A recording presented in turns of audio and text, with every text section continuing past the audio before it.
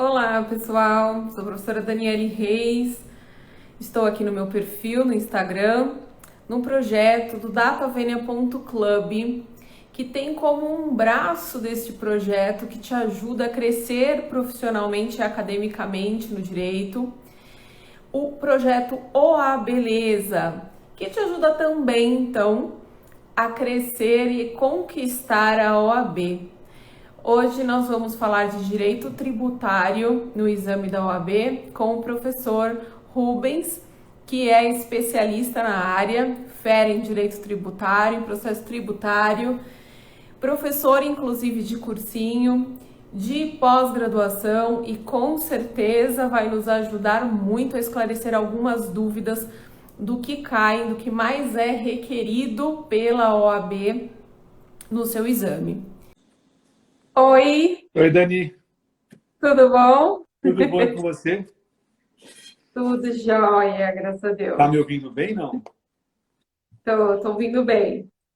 Eu entrei Maravilha. 2 minutinhos antes, até para eu não ter problema, porque semana passada eu tive problema com a conexão logo que eu ingressei, né? E aí eu tive que arrumar sorte que eu tinha um outro celular e deu certo. Porque o meu celular e o Instagram não estão se falando muito bem esses últimos dias. Eles estão passando por uma crise existencial? Numa crise. Você sabe que eu sigo Acontece. uma pessoa, eu gosto muito de coisas esotéricas e tal. Eu sigo uma pessoa que ela estava falando, e aí eu fui pesquisar e é verdade. Que o planeta Mercúrio, ele é o planeta das telecomunicações.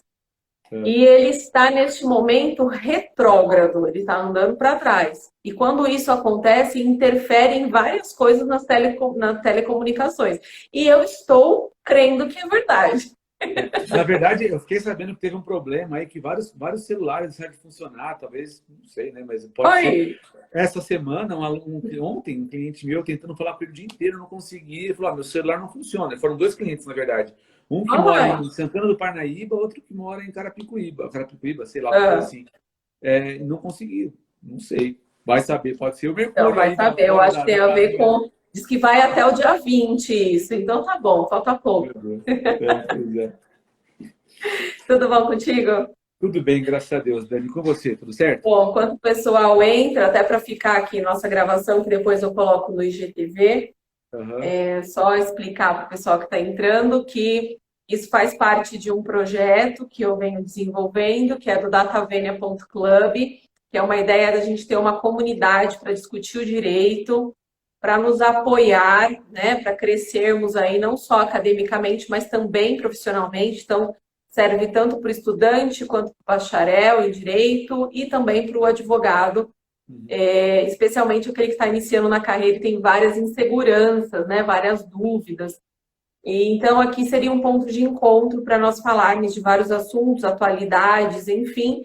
E eu tenho feito algumas lives voltadas para o exame da OAB, né? E hoje, contigo, esta live de direito tributário, para a gente dar um alerta, uma ajuda para quem vai prestar o exame da OAB, seja agora ou seja mais para frente, dos principais pontos, o que mais é pedido pelo examinador na OAB, né?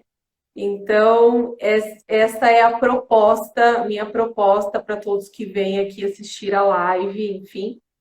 Já tivemos lives de direito do trabalho, penal, processo penal, constitucional, né? E hoje contigo, um prazer enorme ter você de novo. A gente já fez live juntos, né? É um Uhum. prazer estar com você.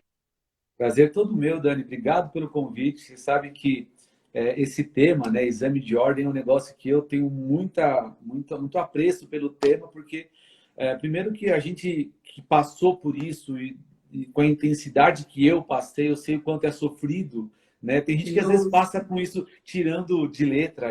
Para mim foi muito complicado, foi uma época Oi, tensa da minha oi. vida. E desde que eu comecei a lecionar, o meu início em sala de aula se deu por conta do exame de ordem, né? Eu comecei É, lecionando em cursinho preparatório, aí dali para frente aí veio faculdade, aí veio pós-graduação, mas o meu início foi exame de ordem e desde 2000 e, sei lá, acho que 6 ou 7 que eu faço isso. Então, desde 2006, 2007 que eu vivo o exame de ordem intensamente. Então, todos os exames de lá para cá, primeira e segunda fase eu estou com os alunos, em preparatório primeira, em preparatório segunda, então é um tema que eu tenho, e assim, que eu tenho apreço, né? E é o que eu te falei, a gente sabe o quão complicado é essa fase. Eu tenho um cliente... Justamente. Esse foi um dos primeiros insights que eu tive quando eu resolvi criar o projeto do DataVenia.club e depois agora, mais especificamente, este para ajudar o pessoal no exame da OAB. Eu passei muito por isso, né? É o que você falou, tem alguns que falam, eu passei de boa, tranquilo. Eu não sei como que é isso, porque para mim também não foi muito tranquilo, não, e eu conheço zilhões de pessoas que também não foi tranquilo. Então, a ideia é justamente desse apoio, desse acolhimento que eu estava falando, né? Da gente ter onde recorrer, onde. E dúvidas chegam a todo momento para a gente, né? Você também Muito, certamente passa muito. por isso. Ai, como que é? Dá dica disso, faz aquilo, o que que eu faço, o que que eu escolho? Então, essa é a ideia, porque de fato não foi nada fácil para mim também. Então, a gente conhece, né? A gente já sentiu essa dor. É o que eu falo para eles. Eu já passei por esse caminho, a gente já sentiu essa dor. E a ideia nossa, né, o carinho que a gente tem, inclusive, por lecionar, é justamente para minimizar essas dores, né? Para encurtar o caminho. Eu tenho um cliente, Dani, que ele não é advogado, a esposa dele é estudante, ela já se formou, na verdade, está na briga para passar no exame, e ele chega assim para mim e fala, não é possível que seja tão difícil assim de passar nessa prova. Estudou 5 anos e não passa.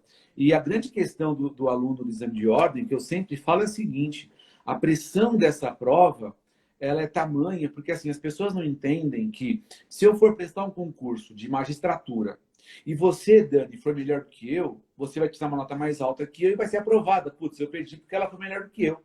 O exame de ordem é a briga com a gente mesmo. A gente só precisa acertar os 50% na primeira e tirar 6 na segunda. E aí, psicologicamente, isso é um peso tão grande que as pessoas não entendem que isso é um peso que a gente traz, porque é uma cobrança nossa. Putz, estudei 5 anos, e agora? Como é que eu faço? Né? E a gente sabe o quão pesado isso. E assim, o exame de ordem, ele tem essa mística, né, de ser uma coisa difícil, muito por conta desse peso psicológico que vem junto, né? Então, assim, eu acho que o primeiro ponto que a gente tem que observar, e eu falo muito isso em sala de aula, seja no cursinho, quando estava na faculdade também, é entender que é uma etapa pela qual nós precisamos passar, ponto.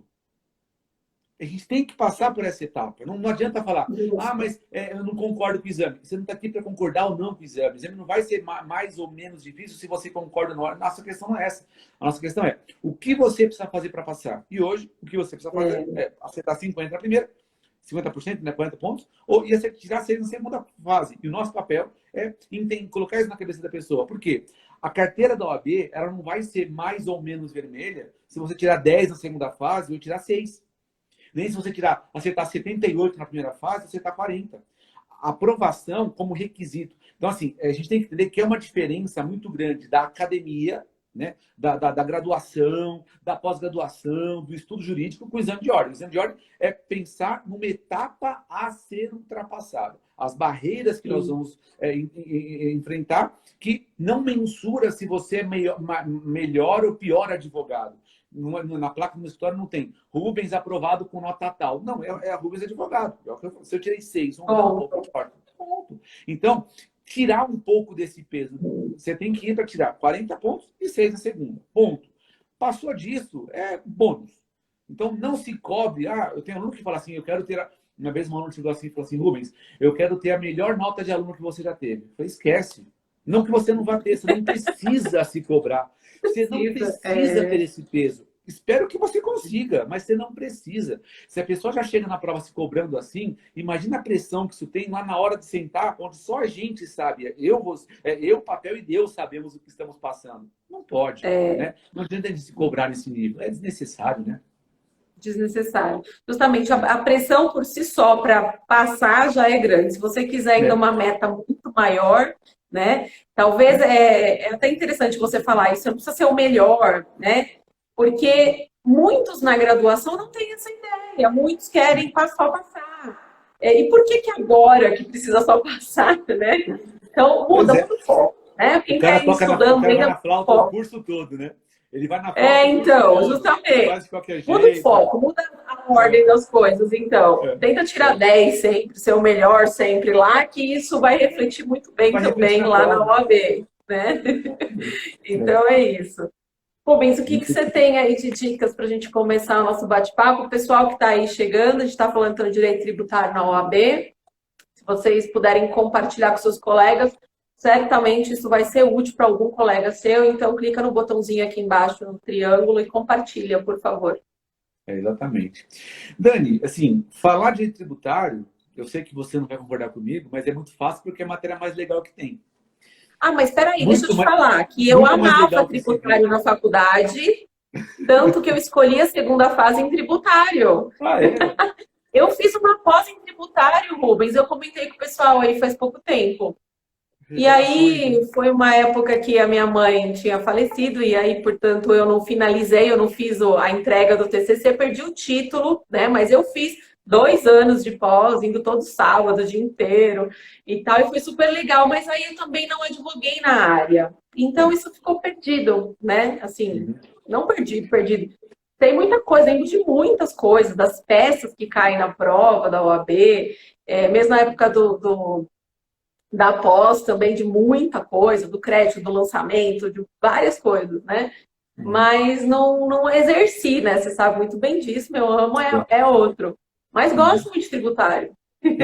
Assim, eu sou suspeito para falar porque desde sempre, meu primeiro estágio foi na Receita Federal, trabalhei desde sempre com essa área, dei um intervalo que eu não abandonei a área, mas assumi um encargo muito grande lá pelo escritório por conta de nós trabalharmos para instituição financeira. Então, durante 10 anos da minha carreira profissional, eu também coordenei equipe que trabalhava com recuperação de crédito, busca e apreensão, execução, reintegração de posse e tal. Mas eu nunca tirei o pé do tributário e as aulas, especialmente, eu nunca deixei. Eu não sei dar aula de mais nada que não seja tributário. Não que eu saiba dar aula, eu sei enrolar um pouco aqui. A Ah, questão é, você quando a sabe, gente sim. pensa, Ah, quando a deixa eu gente falar pensa em uma exame, coisa antes que você entre em tudo. Eu quero bater papo só, gente. Mas tem uma aluna aqui, eu não sei se ela está aqui, a Cida, ela disse que você tira o sapato para dar aula. Que história é essa? Para essa eu total, não né? sabia. Eu vou contar, eu conto essa história ainda hoje. Eu conto essa história ainda hoje Então, e tem uma beleza. razão, tem motivo para isso. Ah, Ó, tem o Roberto motivo. falou, sofro em tributário. Ô, Roberto, se você sofre é porque você talvez esteja aí sendo instigado por forças malignas. Porque é o seguinte, o direito tributário, especialmente na primeira fase, na segunda fase, é uma matéria que ela tem muito de lógica. Por quê? A gente pensa no exame de ordem da seguinte forma, a matéria tributária. Ou você vai se basear no que está na Constituição Federal, que eu tenho lá pouquíssimos artigos que tratam do tema tributário, né? O sistema tributário na Constituição, ela fala em poucos artigos, e o CTN, que também não é um código como é a CLT, com, sei lá, 900 artigos. A gente tem lá poucos artigos no CTN, poucos artigos na Constituição, de forma, inclusive, que tanto a Constituição quanto o CTN, eles acabam se complementando. Então, muito do que está na Constituição está repetido no CTN. Se você analisa a Constituição Federal, sobre aspecto tributário, você já tem metade do caminho seguido ali, analisado para o CTN. Então, assim, pensando na nossa prova, é importantíssimo a gente analisar sempre o nosso sistema, ou começar estudando o nosso sistema tributário nacional. Como que a gente faz isso? Lá na Constituição, a gente tem que entender que a Constituição, ela serve para a gente, ela faz, separa para a gente três grandes árvores, assim, né? Primeiro, a árvore da competência tributária. O que cada ente tributário pode fazer? E o examinador gosta disso, tá? Ele gosta de saber se você entende a competência tributária no sentido do que é tributo federal, do que é tributo estadual e do que é tributo municipal. Essa Ah, competência é básico, né? importante porque se você pegar lá o artigo 153, ele vai trazer para a gente todos os impostos federais. 155, os impostos municipais, estaduais, e 156, os impostos municipais. Essa separação, ela trata só de impostos, mas na própria Constituição, a gente já sabe que não são só impostos que formam o nosso sistema. Nós temos lá o sistema que a gente chama de pentapartido, né? Impostos, taxas, contribuições né, que envolve contribuições sociais, contribuições de melhoria, né? As contribuições sociais e as de melhoria, que acaba separando, e os empréstimos compulsórios. Essas 5 figuras formam o nosso sistema, de forma que cada ente tributante vai ter lá a sua competência, e aí o examinador gosta muito disso, sacar a competência. Um outro ponto que a Constituição também acaba sendo bastante específica e que o examinador gosta é dos princípios, que é a segunda grande árvore que eu falei para você. Os princípios tributários, que estão lá, na grande maioria deles, no artigo 150, você tem lá muitos princípios, inclusive, que são não só para o direito tributário, né, mas se aplicam em outros ramos, mas no direito tributário, o nosso legislador foi tão minucioso no aspecto tributário que ele colocou regras específicas para o sistema tributário. Estou fazendo um parêntese aqui. Você sabia, Dani, que na Constituição japonesa nem fala de imposto? Não fala? Na Constituição do Japão, você não tem menção de sistema tributário, não fala de tributo, não fala de imposto. Por que a nossa fala? Aí que tá. Olha a relação que a gente tem, olha a nossa história. O Brasil, você pode enxergar o copo meio cheio e meio vazio. É tão complicado em termos tributários que já na Constituição o cara vem e coloca a regra, ou você pode pensar do outro jeito. Para que o legislador não seja sacana, vem a Constituição e coloca a regra. Você vê como você quiser. A questão é, porque eu falei do Japão. O Japão trata muito na Constituição dele de guerra e paz. A gente trata bastante, tem um capítulo só para falar de imposto. Estranho, né? Você sabe de onde vem a expressão quinto dos infernos, não? Não. Eu falei disso com você da outra vez. A expressão quinto dos infernos, ela vem de tributos. Porque Sério? Brasil Império, toda a produção de ouro, ela era tributada em 20%, um quinto. Então, o cobrador de impostos ia até o contribuinte para coletar os impostos e a resposta é: vai lá com esse quinto dos infernos, vai embora com esse quinto dos infernos. Veio dali. Tributário então, também é cultura. Pô, muito. A questão é, olha a importância que a gente dá no nosso sistema tributário nacional para isso. Então, a partir do momento em que a gente tenha um peso tão importante, tão grande, né, da questão tributária na nossa vida, a gente trata disso num capítulo específico só. Na nossa Constituição está lá só para falar disso. Na minha concepção, se eu fosse o legislador constitucional, eu não trataria disso. Eu deixaria isso para tratar em esfera infraconstitucional. Mas o cara lá em 88 ficou com medo do que os estados, do que a União, do que o Congresso faria, né? E falou, vamos colocar regras. E estabeleceu os princípios. Então, quando a gente falava de princípios, a legalidade, eu não posso ter majoração de imposto sem lei, eu não posso ter revogação de imposto sem lei, eu não posso ter modificação de base de cálculo sem lei, princípio da anterioridade, retroatividade, isonomia. Então, são todos princípios que estão no artigo 150 e que vão ser muito importantes. O examinador adora pedir princípios na prova. Então, se eu posso sugerir uma questão de estudo aqui na preparação, foca nos princípios. Os princípios são muito importantes. E a terceira árvore da Constituição são as imunidades. Né? As imunidades que também estão lá no artigo 150 da Constituição, que garante que não haja relação tributária para algumas situações específicas. Nesse caso, o ponto principal que o examinador também gosta de falar, além de cobrar o conhecimento acerca do que é a imunidade, é diferenciar a imunidade de isenção. E muita gente come bola com isso. Por mais que a imunidade e a isenção não resultem no não pagamento de um imposto, ou de uma taxa, ou de uma contribuição, de um tributo, por mais que haja essa questão, fato é que são institutos diferentes. E sendo institutos diferentes, a gente aqui, o jornalista pode falar bobagem, o cara que divulga a notícia pode falar bobagem, mas a gente não pode errar o instituto, especialmente técnico, né? Então, assim, isenção, imunidade e... Não incidência? Não incidência. Alíquota zero. Né?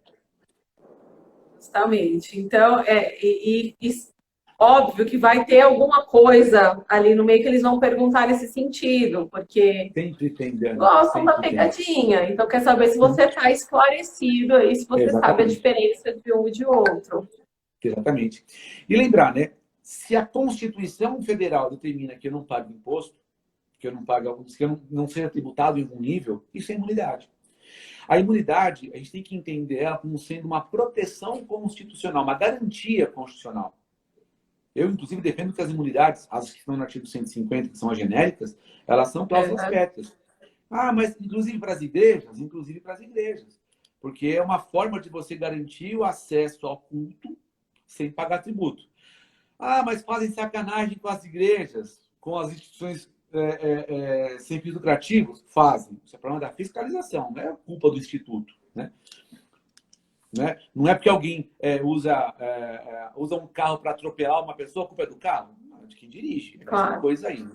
Então, assim, mas é importante a gente ter essa separação. E o examinador adora, viu, Dani, perguntar disso. Então, quando a gente olha para a Constituição Federal, quais são as minhas sugestões aí de análise? Artigo 150 é um artigo importantíssimo que fala tanto dos princípios quanto das imunidades.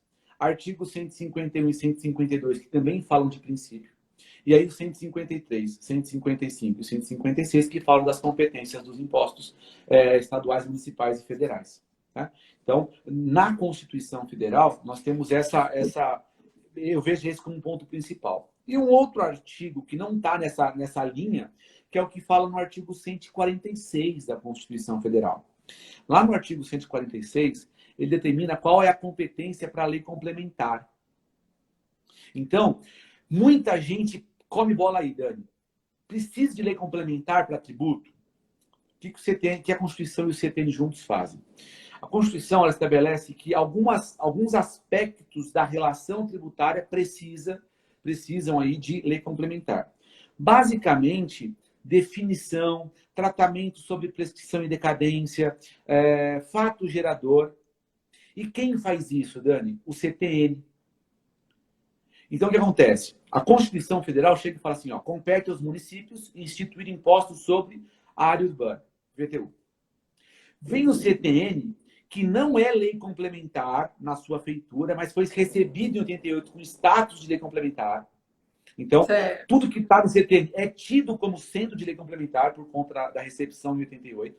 E aí, lá define o que é fato gerador do IPTU. Então, eu tenho a Constituição dando a competência para os municípios, o CTN como lei maior do assunto, tratando a definição do imposto, e dali para frente, cada município cria a sua própria lei municipal de IPTU. Então, assim, a Constituição cria imposto? Não. O CTN cria imposto? Não. Quem cria o imposto? Ou quem cria qualquer tributo? É a lei. A lei ordinária. Eu não preciso de lei complementar para criar. O que eu preciso de lei complementar para tratar do tributo em âmbito geral, como o CTN faz, como a Lei Complementar 516 faz em relação ao ISS, como a Lei Complementar 37/96 faz com relação ao ICMS. Por quê? Nem o ISS, nem o ICMS estão lá no CTN. Né? Se você pegar e folhear o CTN, você não vai achar nem ISS nem ICMS. Porque eles foram suprimidos e foram tratados de lei própria. Então, repare, a gente tem essa linha. A Constituição, lá no artigo 46, prevendo o que é matéria específica de lei complementar e todo o restante tratando lá naqueles artigos que eu mencionei para você. E em paralelo a isso, que eu julgo também que é extremamente importante, aí não é CTN, não é Constituição, mas é CTN, um dos temas que sempre é recorrente a cair na prova é responsabilidade tributária. Por quê? Esse tema dá vazão para um monte de pegadinha, um monte de pergunta diferente. Porque assim, quando a gente fala de relação tributária, relação jurídico-tributária, eu e você, e as empresas que são os nossos clientes, e os nossos alunos que estão assistindo a gente agora, os advogados que estão assistindo a gente agora, todos nós somos contribuintes, certo? E o que o CTN define como contribuinte? Contribuinte, segundo o CTN, é a pessoa que tem relação pessoal e direta com o fato gerador. Relação pessoal e direta com o fato gerador. Então, se eu sou dono de um carro, eu pratiquei o fato gerador do IPVA. Agora, pode ser que você, Dani, seja obrigado a pagar o IPVA do meu carro na condição de contribuinte? Na condição de contribuinte não, porque ele é meu só. Só que vamos imaginar que você, Dani, seja curadora ou tutora de alguém que seja proprietário de um carro. e aí você, como tutora ou curadora de alguém, não recolhe esse, não dê vazão, não recolha o imposto da pessoa que é o seu tutelado, o seu curatelado. Você não é contribuinte, mas você tem que colocar você como responsável. Então, o que acontece? Na relação da sujeição passiva, a gente vai ter sempre duas pessoas, ou o contribuinte ou o responsável. O contribuinte é a pessoa que tem relação pessoal direta com o fato gerador, e o responsável, aquela pessoa que não praticou o fato gerador, mas que tem que pagar um tributo por força de lei. E aí vem a grande sacada. É só lei. Sabe uma coisa que sempre me perguntam com relação à área civil, que tem relação com a área civil? Contrato de locação. Então, a Dani é proprietária de um imóvel e aluga um imóvel para mim. Eu sou o locatário, a Dani é a locadora, e no contrato que a Dani fez, ela coloca que eu, locatário, tenho que fazer o pagamento do imposto. E as pessoas acham que aquilo faz nascer responsabilidade tributária. Não faz. Perante o ente tributante, não. É Aquilo só uma interpartes. Interpartes, e se eu não te pagar o IPTU, ou se eu não pagar o IPTU para a Fazenda, você pode executar o contrato. Mas a Fazenda não vai falar, imagina que você vai ser executada porque eu não paguei o IPVA, o IPTU, aí você chega para o oficial de justiça e fala, não vou pagar não, porque o Rubens disse que ia pagar. Ele vai falar, dane-se, não estou nem aí para isso. Aí eu não conheço o Rubens, não sei quem é Rubens. Né? Então, responsabilidade você falou só por lei. Você falou de IPVA, né? Me fez lembrar também o que é muito comum, né? Eu sou bastante consultada por conta disso. Vender o carro, eu acho que hoje em dia já não pode mais, porque acho que comunica automaticamente. Eu não sei, talvez você saiba dizer melhor. Mas tinha muito disso, da gente vender o carro antigamente, não passar o documento e tudo mais, e aí multas, IPVA e tudo mais continuar vindo no nome do vendedor, e o comprador tá lá, bonitão, usando o carro. E a pessoa, mas não é justo, tem que cobrar dele, eu não posso, estou devendo por FIIs, estou sendo acionada, tem uma ação contra mim. Tem. Não, mas não é certo, tem que discutir isso. Não tem. Perante o fisco, não tem que discutir nada. Perante o fisco, tá certo. Você paga lá e depois tenta receber dele, já fazer essa transferência, regularizar isso. E deveria ter sido feito lá atrás. Né? É uma relação parecida com isso que você está falando, inclusive, da locação. Com relação a isso, tem até a súmula 55 da STJ, tá? Ela fala exatamente disso, porque quando você fala de comprar um bem móvel, como é o caso do automóvel, ou mesmo um bem imóvel, o artigo 130 e o artigo 131 do CTN prevêem para a gente que uma das modalidades de responsabilidade é a responsabilidade por sucessão. Então, se eu compro um imóvel, esse imóvel tem passivo tributário, eu respondo pelo passivo tributário, mesmo que o passivo tenha sido constituído antes da minha aquisição. Então, é um imposto real, né? Então, ele vem com a força. A única exceção a isso, que já fica de dica também, que pode ser que venha na prova, é que quando houver arrematação desse imóvel em asta pública, aí o adquirente pega o imóvel zerado. Sacou?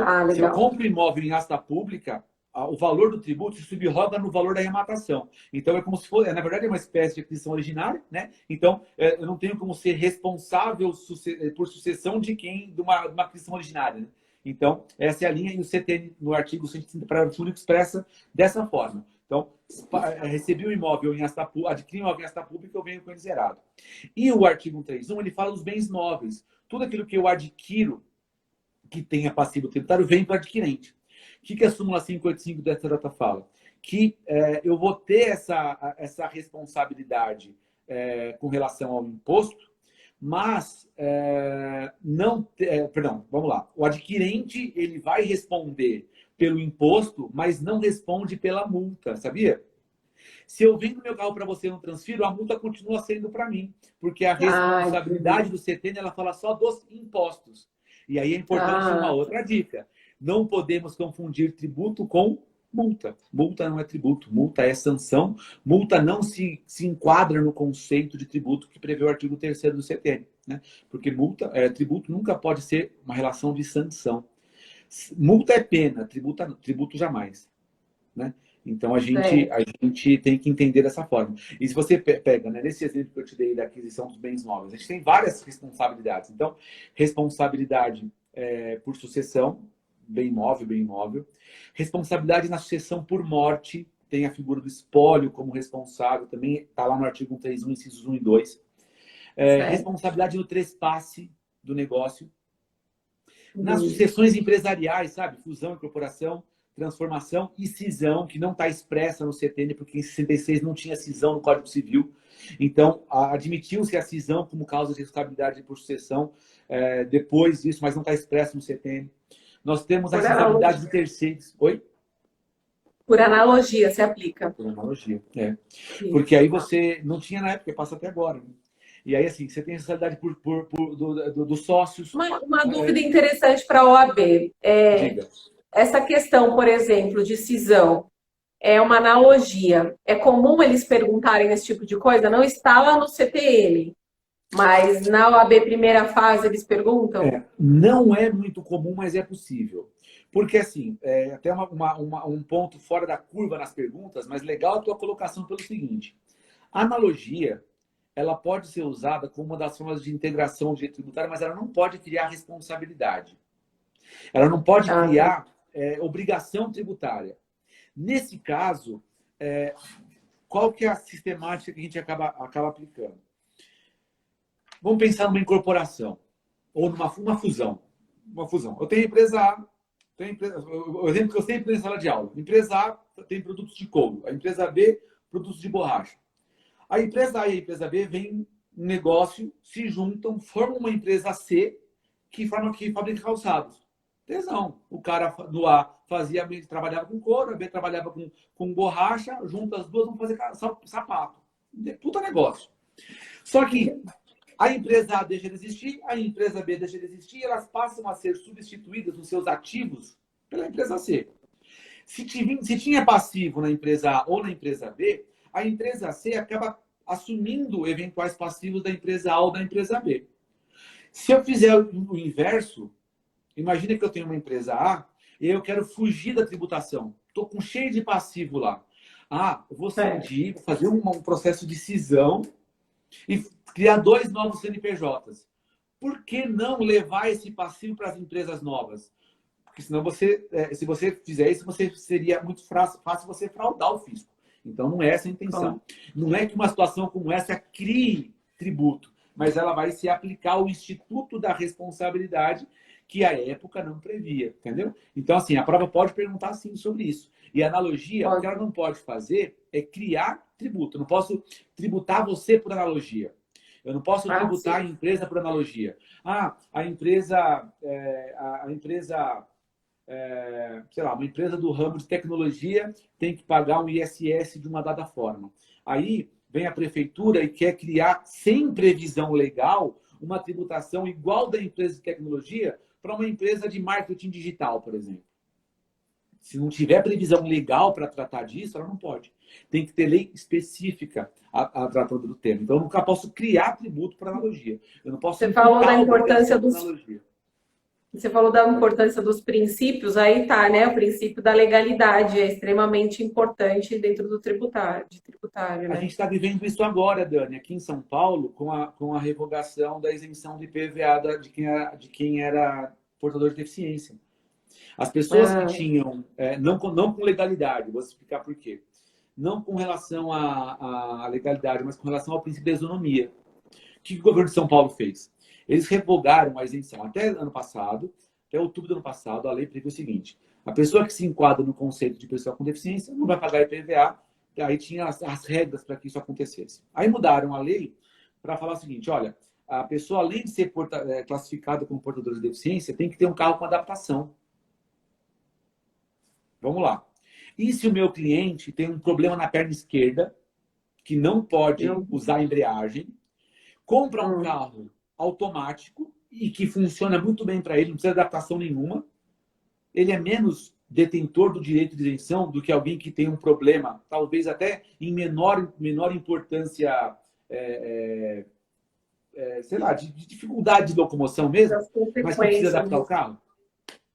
Certo. O MP entrou com uma ação contra isso, a primeira instância negou a liminar, o desembargador da segunda instância, o doutor Nogueira de Fental, já despachei com ele, inclusive, um cara sensacional, fui muito bem recebido por ele, né? Foi uma única experiência com ele, mas foi marcante para mim. E ele deu a liminar na segunda instância, no agravo da ação da MP, mandando suspender essa figura. Eu acho que é o caminho mais adequado, porque o correto nessa história, Dani, é você não ser isonomia. E a isonomia é tratar todo mundo de forma igual. Não é porque a minha deficiência ela não demanda uma adaptação do carro que eu sou menos detentor daquele direito, entende? E aí, a importância do princípio. Eu falei disso. É exatamente a ideia de você aplicar o princípio tributário que muita gente acha que é bobagem na prática, né? Esse é um exemplo aí que o tribunal está tentando corrigir. Na decisão, corrigiu. A ação do MP está tentando corrigir essa bobagem legislativa da nossa Assembleia de São Paulo. Né? E isso está no STJ? Não. Está no Tribunal de Justiça. Tá no Tribunal. A ação foi movida agora no meio de janeiro e agora tem coisa de uma semana e meia que o tribunal, que eles agravaram, né? E o tribunal suspendeu deu essa liminar da tutela de urgência para suspender. Né? Sério. Eu não sei se a prefeitura subiu em especial nesse agravo. Acho que não. A prefeitura não, o Estado. Não sei se eles vão brigar aí. Mas é um caso bem É bom até para quem está aqui ligado, que às vezes trabalha com algo do tipo, né? Mesmo a gente tem advogados aqui que nos assistem, né? Ficar de olho aí nessas possibilidades, né? De atender o seu cliente bem também, né? Não só aqui dicas da OAB, mas essa dica prática aí para gente, que é bastante interessante. Assim, então, pessoal, o professor já falou, só para resumir, o professor falou, eu coloquei aqui no chat, eu fui colocando, tá? Depois, quem entrou depois, dá uma olhadinha. Competências, princípios, tá? Responsabilidade tributária. Então, são alguns pontos bastante importantes aí que vocês precisam focar no estudo de direito tributário. Desculpa, Rubens. Pode ir. Não, imagina. Mas eu ia falar que, assim, uma questão como essa, ela tem a cara da OAB. Tem cara de exame de ordem numa pergunta como essa. O Estado foi lá... De primeira fase? De primeira fase? Você acha que ainda... Fase? Sim. Sério? Por conta da aplicação do princípio. Esse tipo de situação claramente difere a isonomia. Tá certo. Eu estou até vendo a alternativa. A alternativa A, difere a anterioridade, difere a isonomia. C, entendeu? Eu acho que é nesse sentido. Verdade. Porque ela pode pintar. E tem um detalhe, viu, Dani? Eu vou falar especificamente das questões tributárias, porque eu não leio o resto da prova, porque eu sou analfabeto do resto. Não dá. Mas a prova de tributárias, as últimas provas, ela tem sido muito interdisciplinar. Então, ela vai pegar uma situação, às vezes, que envolve direito constitucional, que envolve direito civil, que envolve direito empresarial e vai mesclar, sabe? Sim. Então, eu penso que uma situação dessa, ela possa ser, sim, claramente cobrada em prova e sem o menor pudor. E não que seja uma questão difícil. É princípio. Se você entendeu que a isonomia é tratar todo mundo de forma igual, e a tributação não pode ser onerosa em excesso para um ou para outro, e nem tratar de forma desigual, quem está no mesmo patamar, acabou. Porque mesmo quem não tenha ouvido, né, lido ou ouvido você aqui nos explicando acerca desse caso, é uma questão que você, analisando o caso concreto, você consegue falar, é o princípio da isonomia, tá certo? Pode cair na OAB, sim. E aí, talvez, em segunda fase, vamos supor, numa questão objetiva, dissertativa, talvez uma fundamentação maior, olha, o tribunal está analisando, né? Diferente, mas dá para fazer objetivamente uma pergunta considerando o princípio. Verdade, você tem razão. Muito bom. E assim, um outro princípio que a prova também gosta muito, e muita gente faz confusão com ele, Dani, que é um princípio fácil de entender, mas ele tem muita exceção, é a anterioridade. Né? A anterioridade ela dá dor de cabeça em quem estuda, porque assim, a regra é básica. Criou um tributo, criou ou majorou um tributo num ano, só pode cobrar no ano seguinte. Então, a regra padrão é essa.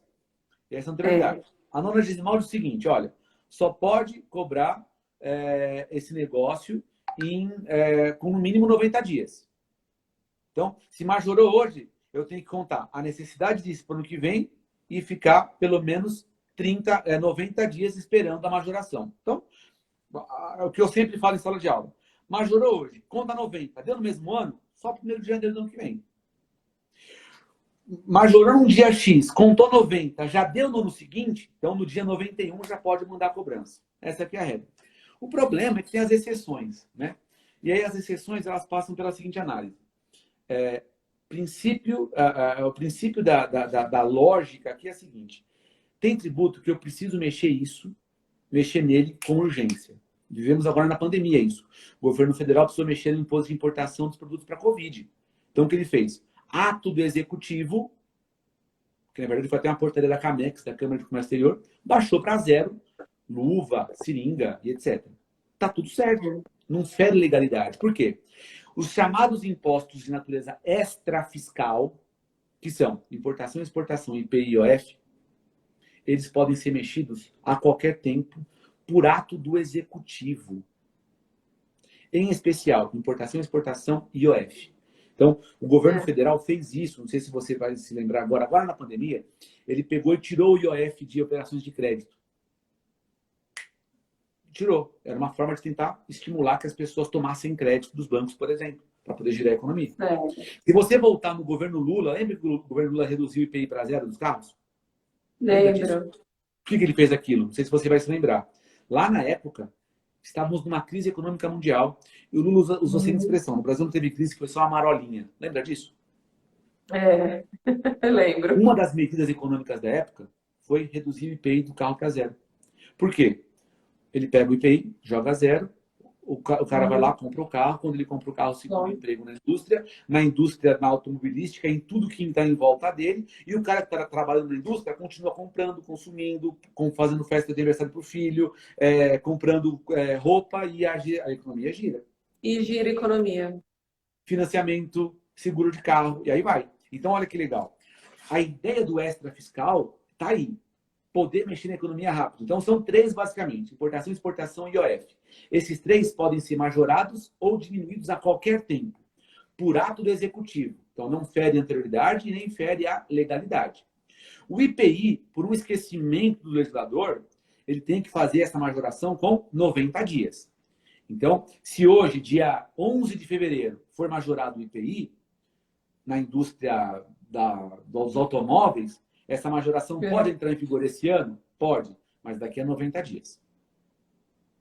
O mínimo sempre de 90. Sempre de 90. IOF, exportação não precisa, é sempre imediato. O IPI, só 90 dias. E o outro, que é a exceção também, é o imposto de renda. O imposto de renda... tem até uma pergunta aqui, ó.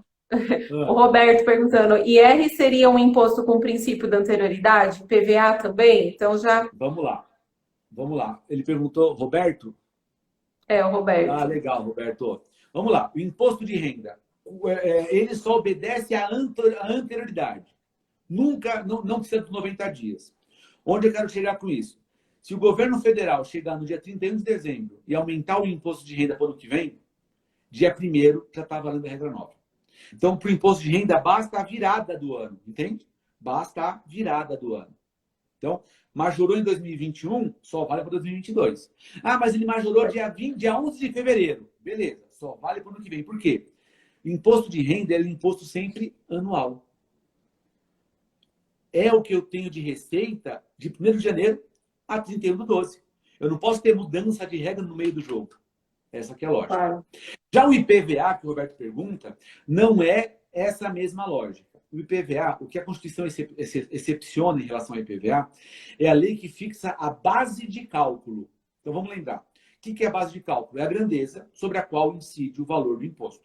No caso do IPVA, a grandeza é a nossa tabela FIPE. Então, se a tabela FIPE disser que meu carro vale 30 mil reais, eu vou pagar aqui em São Paulo 4% de 30 mil reais. Só que se chega... meu carro vale 30 mil reais hoje, em fevereiro. Aí chega lá em dezembro, na tabela FIPE, ele vai valer, sei lá, 28. Para a cobrança de 2022, o Estado tem que fixar uma base. Então, ele vai eleger essa base pegando, por exemplo, a tabela FIPE de dezembro. Ela precisa esperar 90 dias para isso? Não, porque não é majoração. Ela só vai eleger a base de cálculo. Se fosse, por exemplo, uma majoração de alíquota, vamos mudar de 4% para 5%, aí teria que obedecer tanto a 90ª quanto a do ano seguinte. Como é só fixação de base, espera só a mudança do ano igual do imposto de renda. Não sei, Roberto, se ficou claro para você. Se não ficou, você dá um toque aí, tá? Mas a Eu ideia é acho que exatamente sim. essa. Falando nisso, deixa eu te. Você leu um elogio aqui, ó. Precisa Não. ler essas coisas. Cadê? Deixa eu Cadê? ver Foi o aqui. Edu que falou aqui que ele Edu está fazendo Figueiredo? pós em tributário, ó. E que você explicou. Deixa eu localizar. Você explicou agora, ó, desculpa a expressão, caraca, que aula está sendo essa, Rubens? Fera, obrigado pela oportunidade. Estou no último módulo da pós de tributário e o Rubens arrematou a pós em meia hora.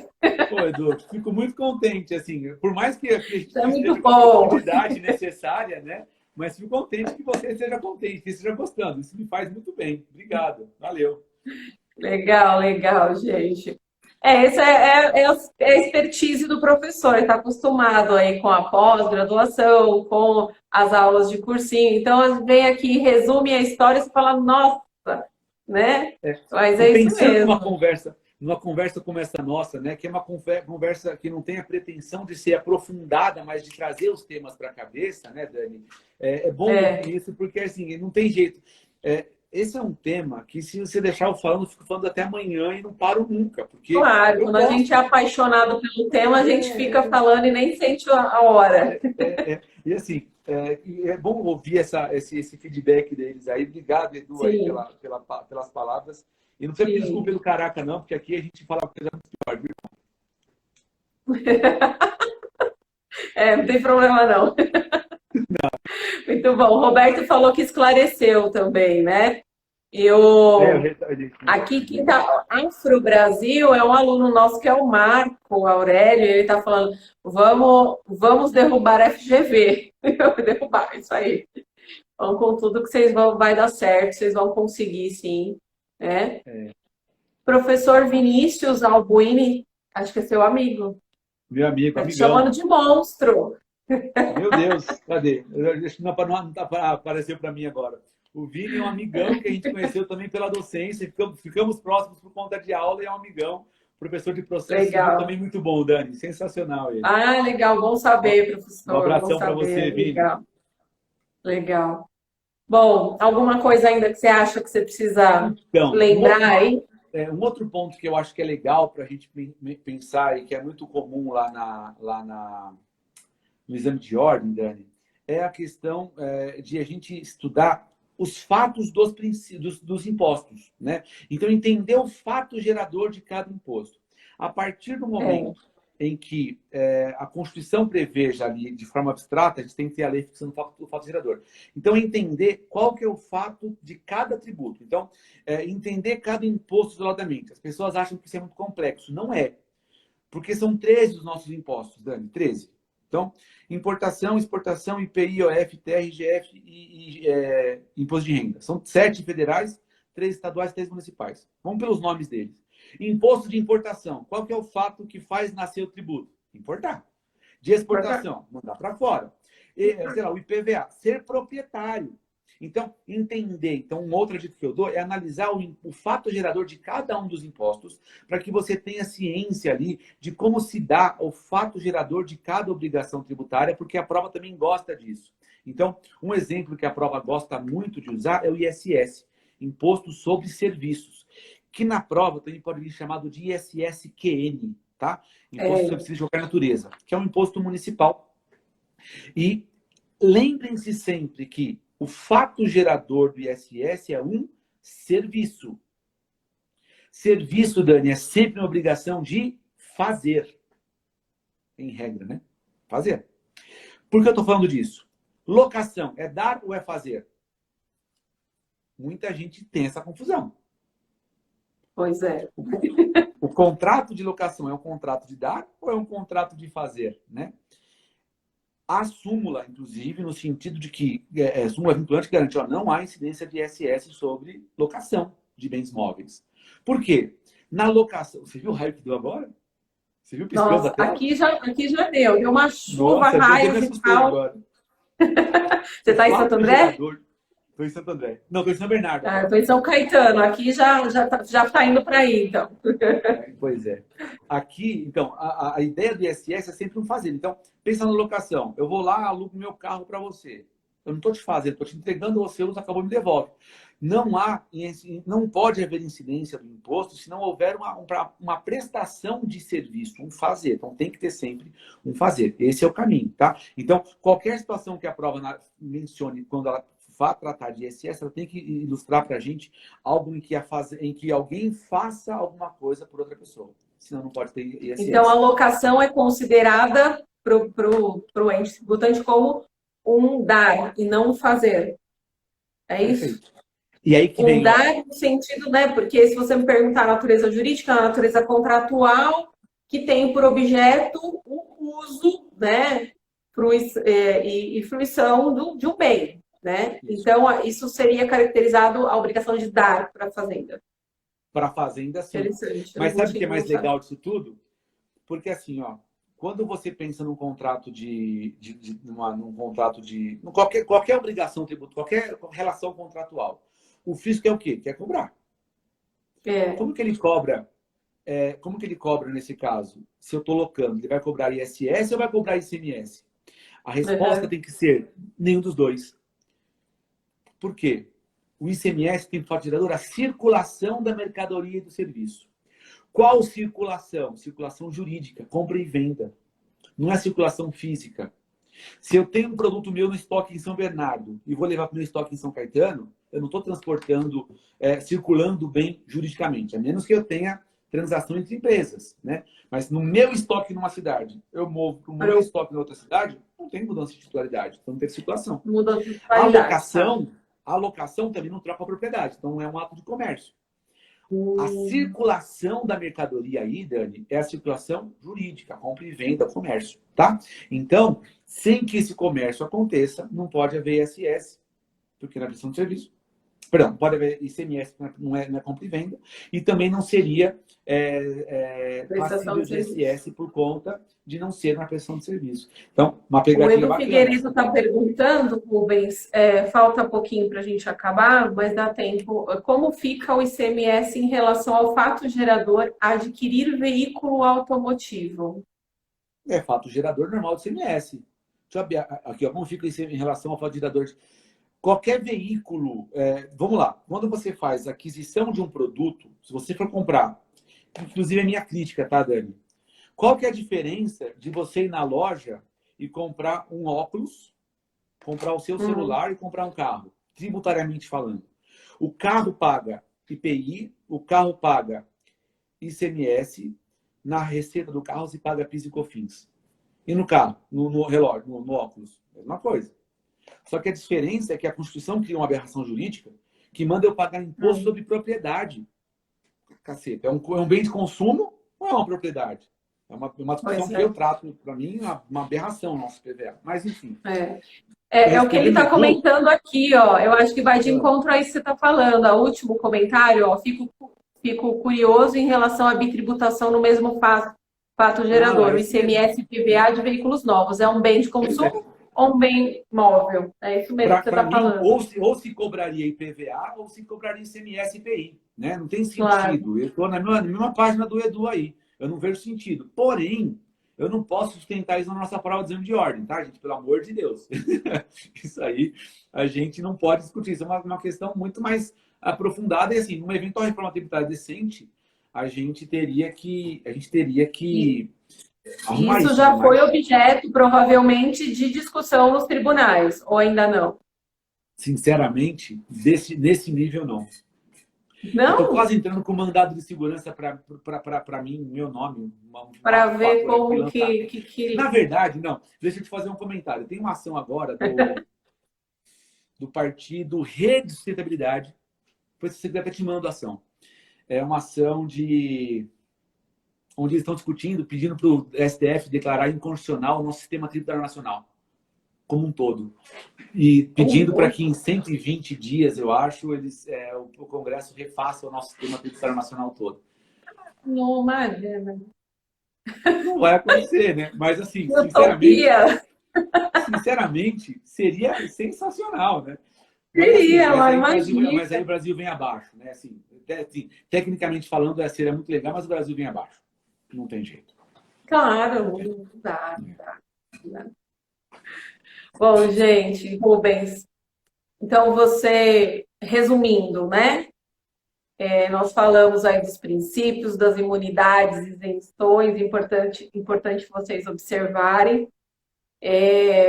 A competência, os impostos em si, o Rubens acabou Responsabilidade. de dar a responsabilidade tributária, e os impostos em si, o Rubens acabou de falar da importância da gente conhecer, saber, né, os fatos geradores de um fato gerador de cada imposto, que está geralmente no próprio nome. Então, mais uma vez, né, não façam nenhum tipo de bloqueio. Meu Deus do céu, qual que é? Tributário é difícil, não dá para... Dá, gente, respira que está lá no nome.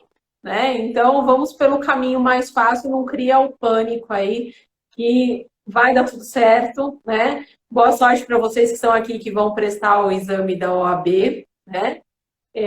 Quem vai fazer tributário, segunda fase, acompanhe também o professor Rubens, que ele sempre faz aí as lives e dicas e tudo mais, né? Para depois ir acompanhando. Eu indico fortemente, porque foi muito bom para mim, né? O pessoal tem muita mania de falar assim. Essa semana mesmo, nem é aluno meu, um seguidor me chamou e falou assim: me ajuda, por favor, e que eu faço segunda fase. Eu não posso te dizer o que você faz. A gente dá dica dizendo que vocês devem escolher o que você mais se afina, o que você gosta, né? Não, mas pelo amor de Deus, qual é a matéria que tem menos peças, né? É o que os alunos querem saber. Eu falei, olha, eu não vou te responder isso, né? Não, não existe essa de que É, tem menos peças. o pessoal tem Mas o que muito essa você mania, gosta. né? É, o pessoal tem Então. essa mania. É o mito de que o direito civil é mais difícil porque tem muitas peças, e na verdade o direito civil é mais o dia a dia de todo mundo. Talvez você seja mais fácil para você, né? O mito de que vamos para penal, então, porque é mais fácil o penal, e às vezes não é. Uma vez eu Trabalho, às vezes falei vem um assim, cara cabeludo, né? se você for analisar a quantidade de peças, tributário até tem um número reduzido de peças. A questão é essa. Não É, adianta ter duas peças só, não é o caso, né? Mas de uma peça, se você não saber fazer, não adianta, né? justamente. Então, assim, você tem que ir naquilo Entra novamente na que te questão do faz. treino. Exatamente. Do treino. Gente, Exatamente. simulem, simulem. Todas as lives aqui eu tô lembrando vocês. A importância de simular. Pegar os exames antigos da OAB e fazer lá, tanto primeira fase quanto segunda fase. Vão treinando, porque aí um grande passo já vai ter sido dado. Primeiro que vocês já vão ter o conhecimento, certamente, da graduação, até de algum cursinho que eventualmente você opte por fazer. E a segurança de que eu conheço a peça, eu sei o que mais ou menos cai, que são também as dicas que a gente vem dando aqui essas últimas semanas. Uhum. Rubens, Show de muito bola. obrigada pelo seu tempo mais uma vez. É Imagina, sempre um eu que prazer agradeço. te ver aqui online agora, né? É. Online e conversar com você sobre o que você ama aí e que eu também gosto bastante, né? E a gente passar um pouquinho de conhecimento para os nossos alunos é muito gratificante. Obrigada mesmo, mais uma vez. Eu que agradeço o convite, estou sempre à disposição. Quando quiser fazer mais, é só me chamar que vai ser um prazer. E um beijo Certeza. para todo mundo E aí. um beijo para todos vocês aí que nos acompanharam e até a próxima semana. Um beijão. Valeu, valeu. Tchau, tchau. Tchau.